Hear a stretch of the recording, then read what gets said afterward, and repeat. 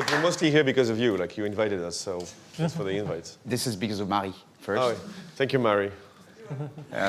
She says something, I execute. That's how it works. That's how it works at home for me as well. Here it's like home. So let's start, right? With you, Tom, and obviously, you know, Jérôme or Adam, like, please go on. If you had to explain EIP 4337, 4337 and account abstraction in simple words, how would you describe it? I would say that currently what we have in Ethereum is too unforgiving, and there are systems in place in the existing, let's call it Web 2 traditional space that are there for a reason. Like, for instance, you know, checks and balances. If you by accident send $100,000 with your bank account, your bank will be like, wait, stop, this seems weird. Let's do 2FA, let's make sure it's right. With EOAs, that's not the case. You'll just send the money, that's it, it's gone. With account abstraction, we're putting back those things in place that allow you to have those checks and balances. We can abstract gas. We can have an experience which is like Web 2, but this is the big thing. It's decentralized, and you can always opt out. You can always change who you decide to trust and how much. You're not locked into your bank like you are in Web 2. So that's the, I would say, if I had to like say one sentence. I love it. So having Web 2 UX in Web 3, Jérôme, do you want to add anything to that? Specifically on the UX, like Web 2 login is usually 2 clicks. So we tried very hard with our implementation of account abstraction, and also like, that's the goal for everyone. We try very hard to bring the number of clicks before you onboard to the minimum amount. If we get Web 3 is 3 click, that's going to be pretty good.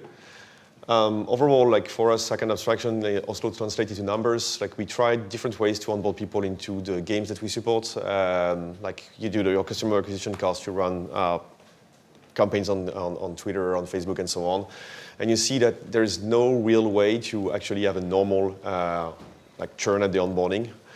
I wouldn't say who is ranked the second best on our onboarding, but we do 90% better with account abstraction, because just you remove the friction of installing a wallet. And from a Web3 point of view, if you have, do you have an EOA?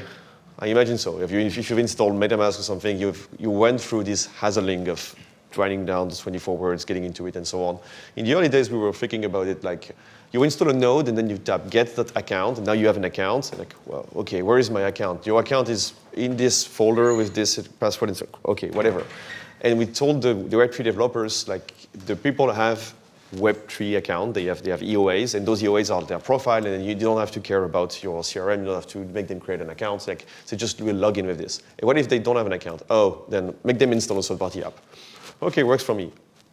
Amazing. 99.99% of the web is doing something elsewhere, something in another way. They will tell you, like, well, you come to my application because you heard about us. Now you are creating an account. I'm knowing something about you. I'm respectful of your privacy, maybe, potentially, I don't know, GDPR, whatever. And now I'm telling you, well, now you are one of my customers, and I'm trying to sell you stuff or give you some content or whatever. With account abstraction, we also have a way to say to the applications, like, keep your model, but abstract the account on the blockchain if you want to make them use the blockchain. So we have easy ways now to associate an account in a proper account database to a address in Ethereum. And depending on how you handle the keys that control those smart accounts, you are more or less decentralized, more or less forgiving, and more or less letting the consumer opt out. But it's also bringing a very easy way for the Web 2 applications to onboard into Web 3. I love it. So no more 24 words, right? No. Now it's only up from there. So my grandmother can start to use... I mean, we have an implementation that's up and working. Like, if you want to try it and show it to your mother and see if she can actually onboard. Take a picture of that because she's not there, but you know. And it's one implementation, and there are many other teams. Like, so we have some here that are working on the same thing. So we can imagine that we are going to have fruitful competition on approving this.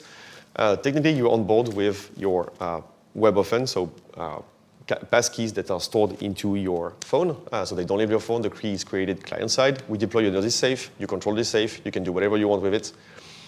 Well, it's a trickling onboarding.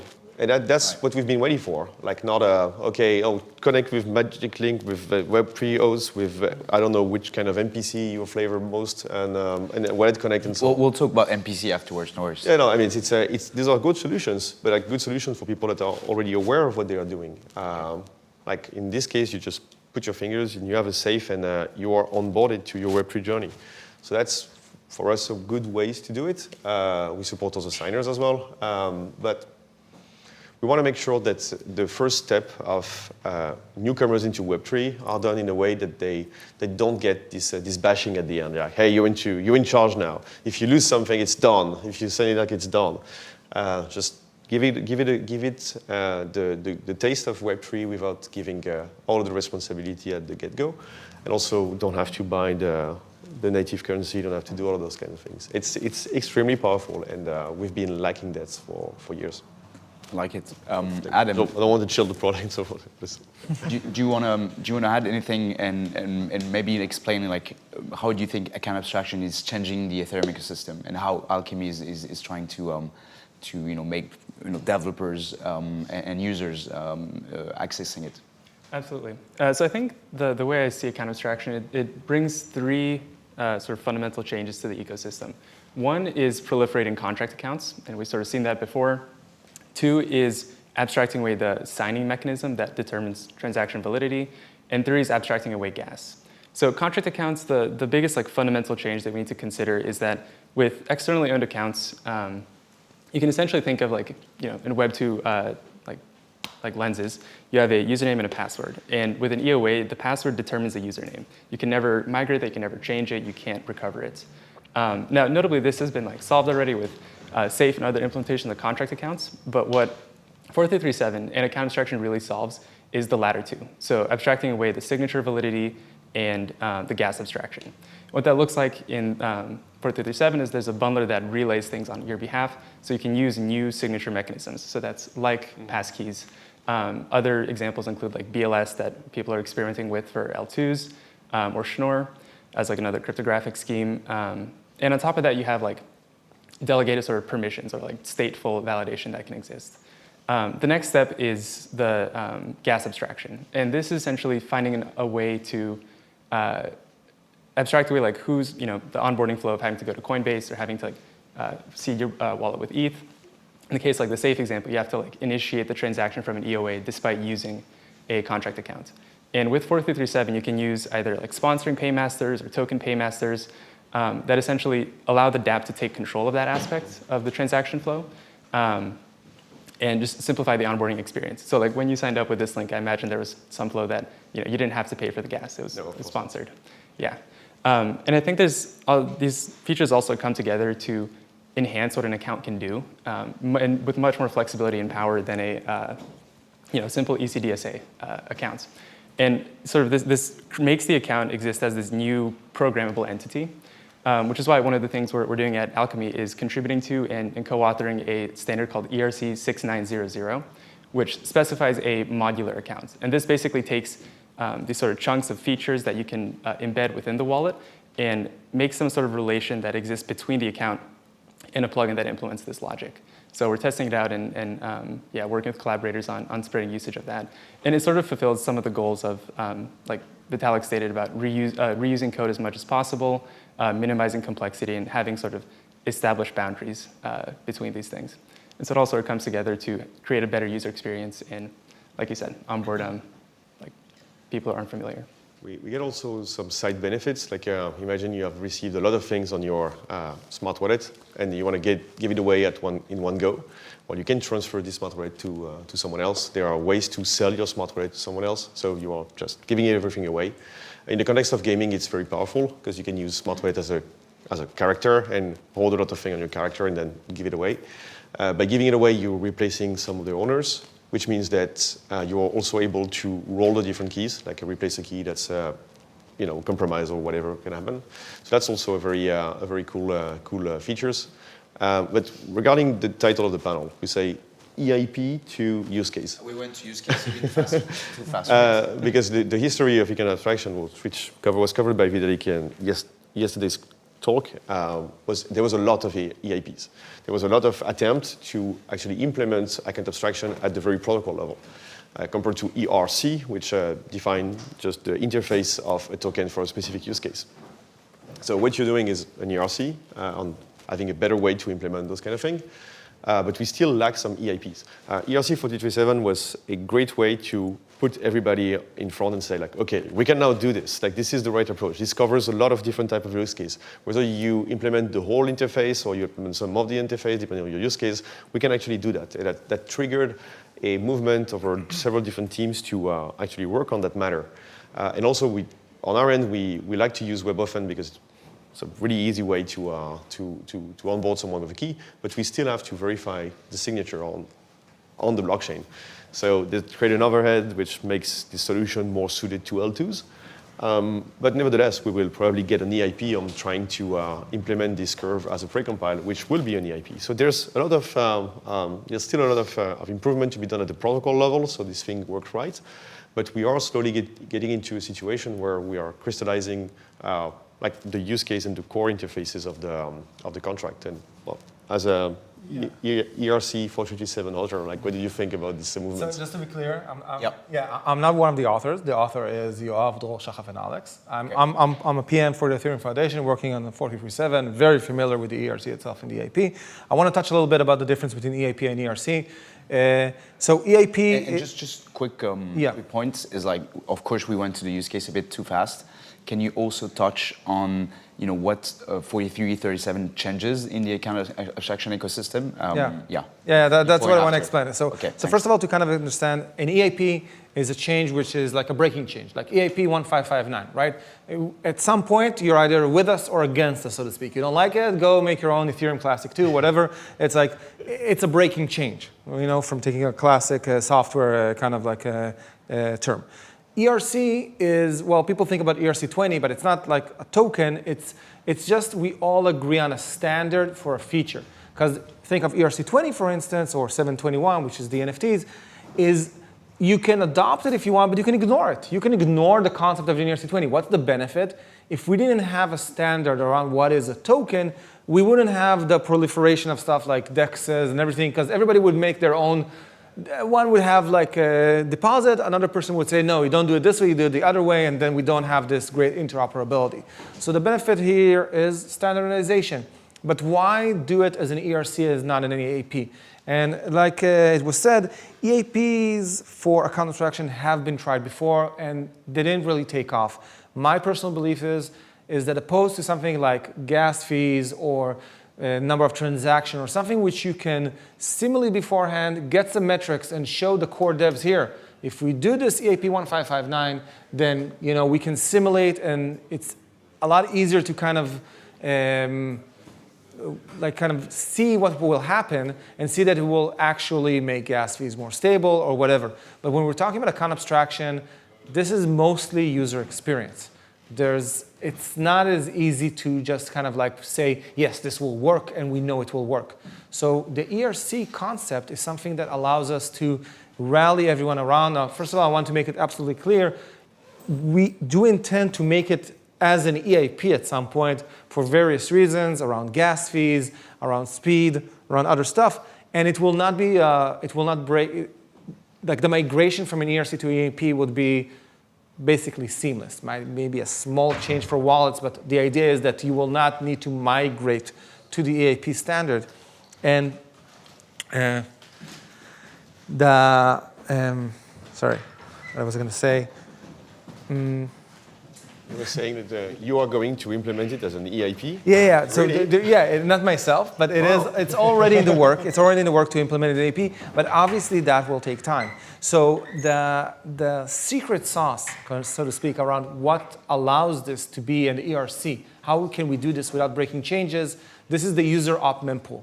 So the way the ERC works is that instead of regular transactions, user creates something called a user operation, which is like a transaction with some additional metadata.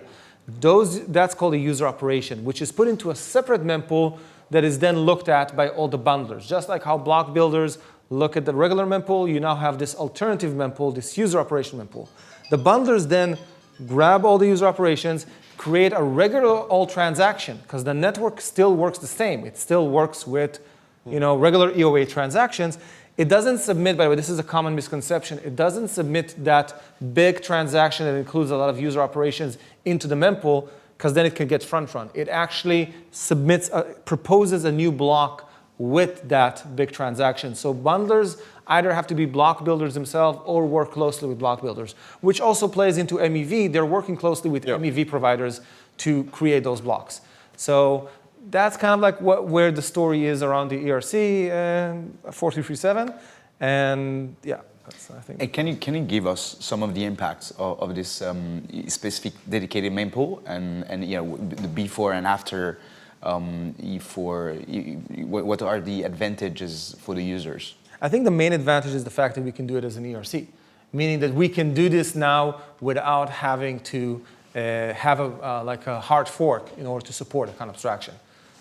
If wallets start adopting using ERC 4337 by using the bundler APIs, etc., that we have currently around 7 or 8 different implementations for bundlers, because that's also very important to us to have, just like block builders, we want to have a robust infrastructure, which means that we want to have multiple implementations of a bundler, so we don't have a situation where one bundler has a bug and suddenly the network comes to a halt, right?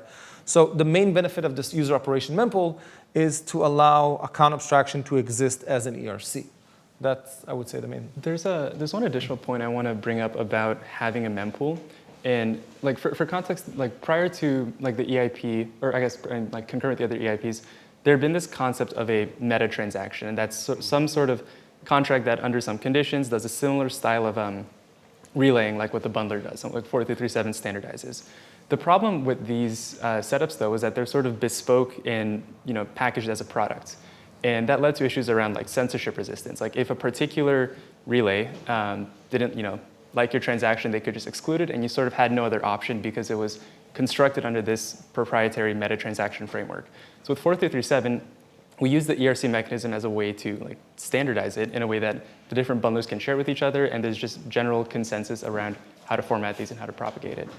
Yeah, that's also very important. It's that the relay itself is not centralized. So anyone can set up a bundler in Relay, which means that there's no single point of failure, there's no risk of censorship, which is obviously very critical if we're talking about some sort of Ethereum standard. As a user, you have to understand that an abstracted transaction, you wouldn't have to pay gas. There will be a mechanism on the side that will pay the gas for you. Maybe it's the app sponsoring the thing. Maybe it's bundlers really liking your face. Like, oh, yeah, I love this guy. Oh, let's pay for his transaction. Never mind. But also, one of the great benefits you will get is that if you have a token, it's the first time you hit Uniswap, you can potentially bundle several transactions at the same time, like approve and then execute and then send. Those used to be like 3 transactions, and you have to wait for one, and then the transaction passed, then the price have changed, like, oh, what the heck? Now you will be able to say, I want to do all of those 3 actions at the same time, because from the Ethereum virtual machine point of view, you're executing this, and that in the same transactions. Right. So it's pretty. It's going to improve the user experience. That's for sure. Both at the not having a pop-up to answer to, and to the understanding that all of those steps are one after the others. Yeah. But it takes a lot of plumbing in the back. For sure.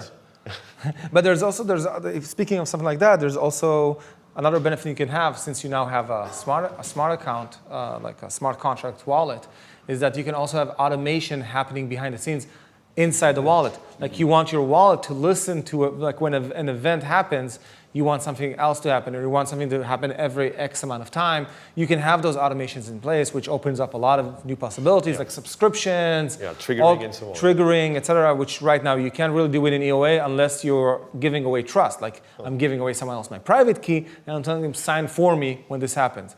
There's a lot of benefits when you're adding this layer that gives you a way to cycle keys, add programmatic functionality into your account, everything that you would expect by having this, additional layer in place. So I guess that's a good transition for use cases, right? So what I've heard is that you can forget the 24 words. You can trade your wallet with another person or do social recovery even easier. You could have a paymaster, so have a great now application that pushes you not to pay the gas fees, but they paying for you. Like, first of all, is that how you see, and obviously do automation on the wallet? Is that how you see account abstraction benefits? And coming back, what are the various applications that happens? Maybe starting with you, Jérôme, and Tom and Adam. So just first, private key and passphrase hygiene. Don't try to remember your passphrase, the 24 words. Don't try to remember them. Write them down. Keep them in a safe place. Don't lose them, but don't try to remember them. So it's a very bad onboarding in the first place. Like, and don't make too many copies. Don't make too many copies. This hygiene is complicated, right? Yeah. You have to understand the security model, and as a first step into Web3, that's okay. You really have to be dedicated to get into crypto, right? So to come back to your questions, here's a very common use case that we see with games and traceability solutions or loyalty solutions that we start to work with. They come to us saying like, okay, we don't transfer any value, we don't transfer anything, we just keep track of collectibles and keep track of things. So how do you handle the key of your users? Well, we run our own key management solutions. So they open like a HashiCorp Vault or something like this. They just ask their IT to deploy something and say like, Tom, okay, it's this key, Adam is this key, and so on and so forth. They hold the private key of the users, and they're like, well, we have a private key for your users, and the public key as well. And then how do you transaction? Well, every time we have to do a transaction, we airdrop some native currency on all of those accounts, and we do the transaction after. So we have to wait for one transaction to go in, so the transaction can go out, and we leave a lot of dust on the thing. It seems like, well, where did you go with this thing at first? Oh, because we didn't know how to do it elsewhere, and it seems just natural. It's a lot of overhead, and it poses big problems in our overall user experience. So all in all, I feel like any Web2-minded company, and I don't mean to say that being Web2-minded is bad, because for many reasons it's pretty good. It's like they take what they had for granted and just apply the template that they learned was good, except that for specifically key, it's not good. So account abstraction make the current framework work with Web3, and that's a big game changer. So specifically for games, it's super important. I kind of have the feeling that until we get really scalable L2, like a lot of cheap L2, a lot of L2s that doesn't really push their data into the layer 1 to bloat the state, we will continue to have, every time we have a good L2 with traction, a lot of DeFi applications that will just push away applications that don't really do DeFi. But if we end up having cheap L2s, people will be like, oh, let's innovate and do some cool stuff with blockchain directly on the public chain and on public stuff. Example, gaming. It's direct application that you can feel already as a Web3 users collecting NFTs, having tokens and so on, that games should adopt this kind of model. Except that getting a wallet in the hands of the users, oh my God, like it's super duper difficult. Account abstraction is a very good way to do that. Our next game is being published on Epic Game Store with account abstraction. We said, oh yeah, it's a good enough solutions. We work with an MMO that's already alive and pretty big and moving into Web3. They use a solution that you install the client, the actual .exe of the game. In the .exe of the game, they have a wallet that's being generated and stored in the folders of the game, and they say like, hey, on top of that, we want to do account abstraction. Can you help us on the smart wallet? Like, what are the good implementation? What could we do? And we will just sign with this. And then we want to have a backup or maybe have a social recovery, like what are the mechanisms on that? It's opening up a really safe way for them to hop into this. And when you're doing it on L2s, you have a form of,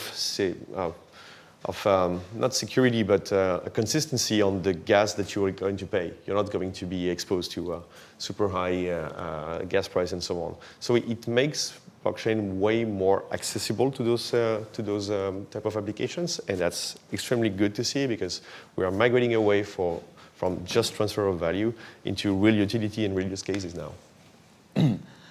Yeah, Tom. So I would say, like, in terms of accessibility, one example, for instance, that's something that's possible with account abstraction. It's still, up to debate how exactly it will be done, but this is something that's been discussed. Is something called ephemeral keys, like session keys. So this is really useful for gaming. What you can do is basically generate with your account a new key, a temporary key, and you're saying this key can only transfer up to a certain amount of value, has a time to live of like, let's say 2 days, and can only speak to this contract, to these methods. Then I give it to the game. I trust it to use in the game for those specific methods for that specific amount of time. So it's not going to be abused anyway. And this way I don't have to sign all the transaction. They have the private key. They sign for me. So that's a really use case for accessibility. If we're talking about like it makes the blockchain a lot more forgiving. There was a hackathon project in East Tokyo. So in Japan, around 70% of the population has a government-issued ID that has an NFC chip inside and can be used to sign, just like cryptographically sign stuff. So you can use that as a hardware wallet, basically, with your phone as an NFC. That key is, your account approves that key for whatever. Whenever you want to sign for something, you just do this with your government issued card. And if you lose it, you can get a new one from your government. And there's a mapping between different it's a new key that the government doesn't know, but there's a mapping between the public keys when you change it. So yes, you need to trust the government for recovery. But again, it's your choice. You can opt out. You want to hold your own key, hold your own key. And it's just like, in general, there's like so many use cases. We saw a hackathon project where a DAO will allow anyone who is part of the DAO, they will sponsor their gas fees. So that's a really useful use case, because you can have people in a DAO not even know what Ethereum is, whatever. They just know they got a 10,000 DAO points, doesn't even be called tokens. And then the fact that they have 10,000 tokens indicates that they're a meaningful part of the DAO. And when they go to sign a transaction, the paymaster will look, the DAO's paymaster, that is, the treasury of the DAO will sponsor those gas fees. They'll see the code of the paymaster, which is just a smart contract, right? Will look at the user that made the transaction and see, oh, okay, part of the DAO, fine, I'll pay the gas fees. As far as the user is concerned, they sign in with WebAuthn, and they just they don't have to buy ETH, they don't need to know anything. And that's like a really, it makes everything so smooth. Compare that to 3 years ago when you have to trust your government for social recovery. Oh my God. You don't have to. You want to hold your seed phrase, right? You can still opt out. What you mentioned is extremely interesting. Like imagine someone like let's say a big hardware wallet company. Hypothetically. Not naming anyone. Not naming anyone. Was selling you a NFT saying, oh, if you have this NFT and you sign a transaction, I'm willing to pay for your gas up to ideally we are part of the back in the early 2000s where you were taking a subscription on your mobile phone and you have X amount of text and X amount of minutes. But okay, how many gas I'm going to pay for you? That's $10 a month. $10 a month. Okay, I'm going to pay $10 a month of gas for you. But you know that with this, you don't have to care about anything. I'm going to pay the gas for you. I'm going to pay the gas that you will expend. You just sign. You just sign and you don't care. So I'm pretty sure that a lot of people will be like, hey, I'm doing 10 transactions per week, so very happy to take this subscription. $10 is not that much. And then the bundler, the MEV guys, and all of those core protocol magicians can figure it out. Like, yeah, please. You can have like ads. Have the paymaster get compensated by you watching ads. I know these are very dirty words that I'm saying, but there are ways to get around that. It's like you arrive at the EthCC6 page where you have the wheel. It's like, no, wait, not here yet, and then you see things opening and a big video coming up. And if you look at this video, we give you this back. So is that what's happening? You're giving us $10 of ETH. When now we can play with. That's completely an application you can build, saying hey, I'm selling you NFTs as a subscription or short-lived NFTs as a subscription. Where if you have those NFTs, I'm going to bundle your transaction for free. Of course, Adam. I would like to, of course, please give us some application you see, and also, because you've launched, I think, your feature a couple of months ago now. Can you explain to us the growth you've seen and how developers are using it? Yeah, absolutely. So Alchemy recently launched 2 account abstraction related infrastructure products. One of them was the bundler. So it's basically a bundler as a service. It provides the RPC methods for submitting user operations, getting their status, and conforms to the 4337 spec there. So it's a sort of just necessary step to interact using 4337. And we actually wrote that in-house in Rust, leveraging all of Alchemy's extreme efficiency with distributed systems, and we're going to open source that soon. The second product we launched is what we're calling the gas manager, and that uses ERC 4337 paymaster contracts to sponsor gas on behalf of dApps. So basically, dApps can create policies that specify the conditions under which that sponsorship will occur. As users come to the dApp, they make a request out to Alchemy. Alchemy generates a signature, and then they can use that signature when they submit their user operation to the bundler, and they don't have to think about gas. They don't even have to think about asset onboarding. And in terms of general adoption and usage, it's heavily sort of trended towards L2s and sidechains. Given the there is an added gas cost to this. It's not terrible by any means, but it is substantial enough to shift the focus towards what we've seen primarily Polygon, and then behind that, Optimism and Arbitrum. Right. And because I know we are, I'm asking way too many questions, and it seems you're responding very well. So it's like we close to the time. But still, there's one question that remains to me, and I really would like to know, where do you see smart contract wallets in the security landscape? If you take, hardware, MPC, broader wallets, where do you see that? Maybe Tom, starting with you. Where do I see smart contract wallets? Yeah, exactly. So when you're talking about other wallets, I don't see that as a replacement. It's like they're all operating on top of that layer. So if you want to use MPC, that can be part of so you have a logic for your account, right? Different signatures can do different things under different permissions. If I want to do this transaction with this contract, then this key. If I want to do that transaction, I need 3 keys. So I can decide MPC is for this functionality, hardware wallet is for this one, WebAuthn for this one. Think of your smart account like ACL, like access control list.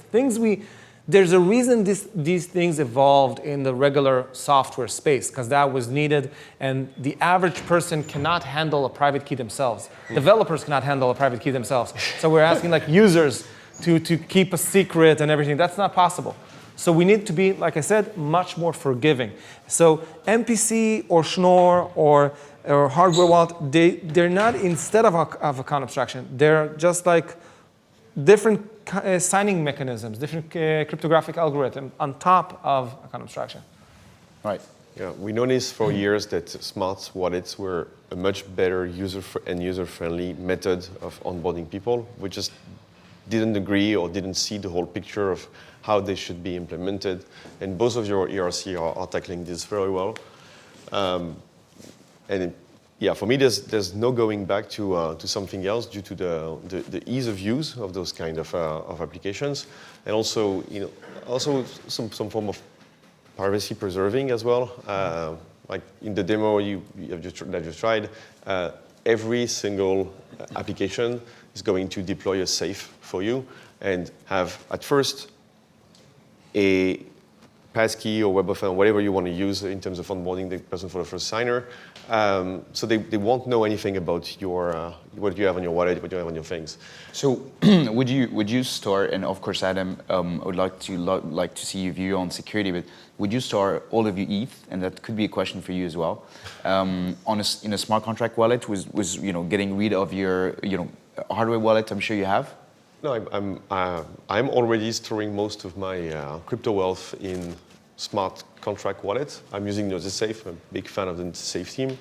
But the signers of those NosiSafes some are MetaMask, some are Rainbows, some are Ledger hardware wallets, some are you create your own security features, you create your own ways of storing it. But there is no doubt that an implementation such as NosiSafe is safe to use.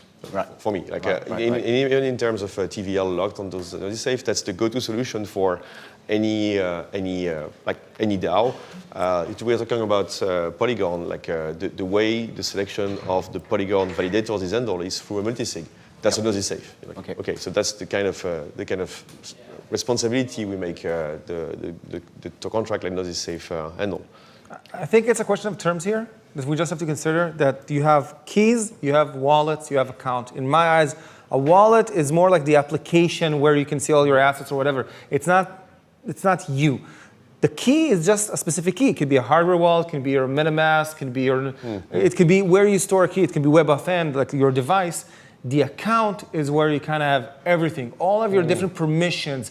your identity, like your rules on how you want to interact. So when you say throw away your hardware wallet for an account, no. I'm augmenting my hardware wallet by not just having an EOA key that does everything, I'm putting an account in front of it. So I kind of rules in place that if I suddenly send a lot of money, you know what? I need to sign twice with my hardware wallet. I don't know what, whatever. Something to just kind of make sure that I didn't make a mistake. Something like that. So these different wallets are different signers, and then you have the rules on the account. Exactly. Okay, makes sense. And Adam, for sure. The last part I wanted to touch on, a lot of these focus around like the user space of security of like how you configure these.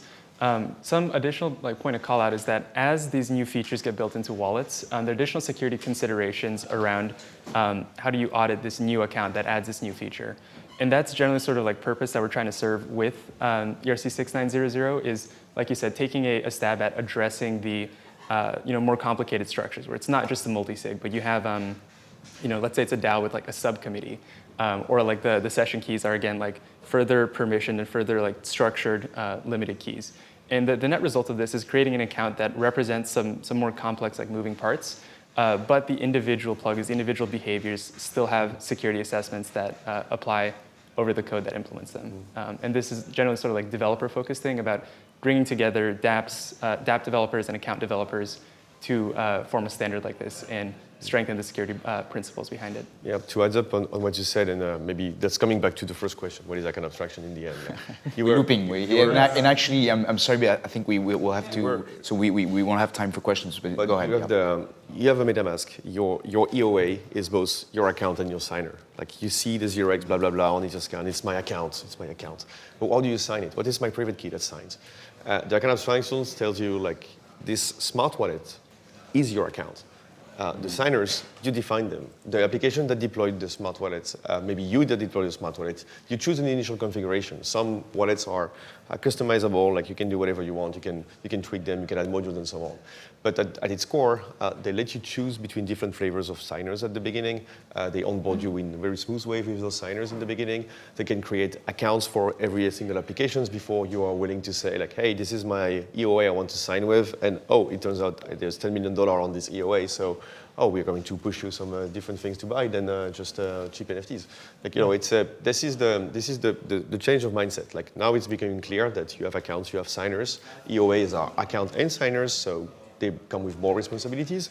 But since we are able to separate between account and signers, now we can bring the complexity into the accounts and keep it simple for the signers. Yes, that's a very good way to summarize that. And we can also cycle the signers. That's an important deal without losing your account.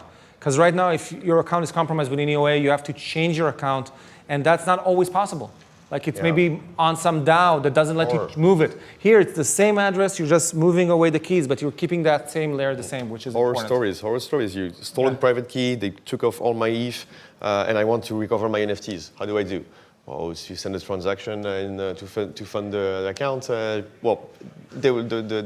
ETH will be taken away immediately. Yeah. This doesn't happen with accounts, smart accounts. I love it. Unfortunately, I think we have to wrap up, so we won't have time for questions. You can still stay and come to these guys, asking them questions directly, but please, give them a massive round of applause for this great.